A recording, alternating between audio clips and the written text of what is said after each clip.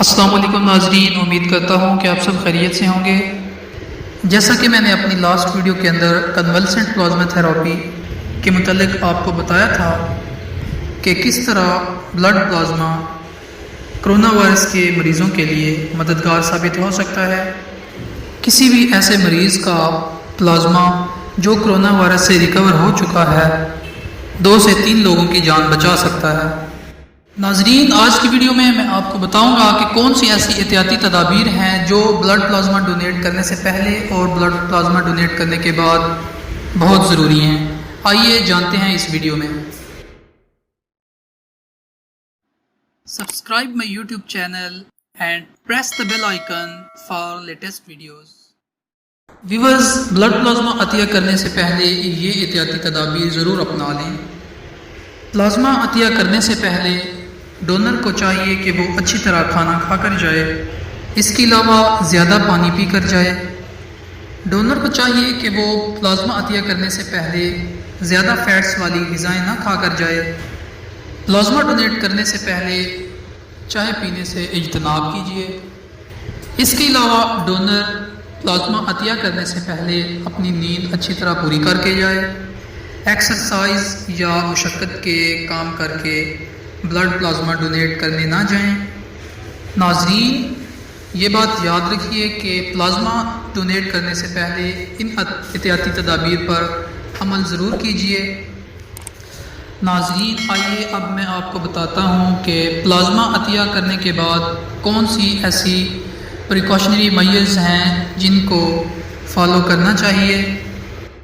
ناظرین، plasma donate کرنے کے بعد ڈونر کو چاہیے کہ وہ ایسی غذائیں استعمال کرے جن کے اندر لیکوڈ کی مقدار زیادہ ہو۔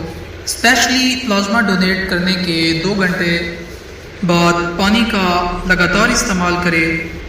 پلازما ڈونیٹ کرنے کے بعد فوراً نہ اٹھیں، اور اس کے علاوہ اگلے 24 گھنٹوں کے لیے کوشش کریں کہ کوئی ہیوی ایکسرسائز یا کوئی مشقت والا کام نہ کریں۔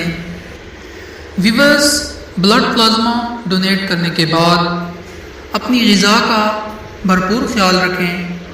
اسپیشلی بلڈ پلازما ڈونیٹ کرنے کے کچھ ہی دیر بعد اچھے کھانے کا اہتمام کریں۔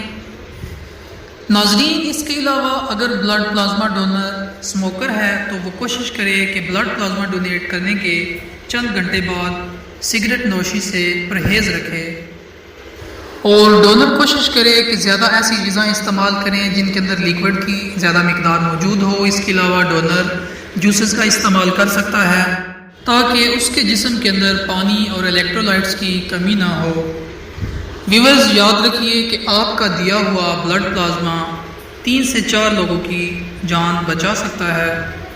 ویورز، کرونا وائرس سے ریکور ہونے والے لوگ عموماً یہ سمجھتے ہیں کہ اگر انہوں نے اپنا پلازما ڈونیٹ کیا تو وہ دوبارہ کرونا وائرس میں مبتلا ہو جائیں گے۔ اس چیز کا حقیقت سے کوئی تعلق نہیں، کیونکہ کرونا وائرس سے ریکور ہونے والے مریضوں کے اندر اینٹی باڈیز پروڈیوس ہو چکی ہوتی ہیں، جس کی وجہ سے ان کے اندر اچھی قوت مدافعت پیدا ہو چکی ہوتی ہے۔ ناظرین، یہ تھی ہماری آج کی ویڈیو۔ اگر آپ کو ہماری ویڈیو اچھی لگی تو ہمارے چینل کو سبسکرائب کیجئے اور بیل آئیکن کو پریس کر دیجئے تاکہ ہر نئی آنے والی ویڈیو آپ تک بر وقت پہنچ سکے۔ اگلی ویڈیو تک کے لیے خدا حافظ۔